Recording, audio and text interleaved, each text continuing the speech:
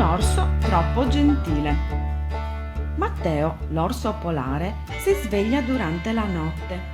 Scopre che il pezzo di ghiaccio dove stava dormendo si è staccato dalla banchisa e viaggia sul mare.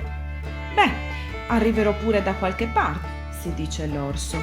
Devo iniziare una idea e l'idea mia, l'esperienza mia, la biblioteca è un luogo di importanza umana, di importo umano, commente a tenere sul dottore, suffizio della posta, questo che è servizio pubblico essenziale. In Sarbiglia è tanto importante la biblioteca, tu hai te. Le bibliotecas sunt biasa e sunt biasa poita a gente organizados, presentadas, laboratorios, atovios e bibliotecas cusse sunt biasa poita a gente.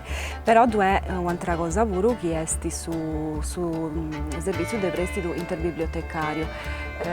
Io quando questiono questi picciocchetti faccio sempre questo esempio. Chi lui arriva a scuola e ti manca l'acqua pinna e ti vai in scrisi, no, da domanda a suo compagno.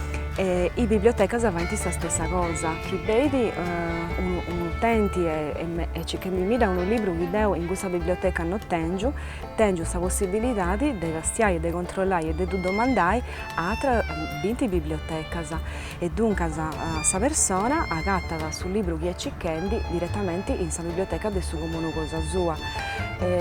Noi in 2 anni movimentiamo fra i 12.000 e i 15.000 libri che non è pago.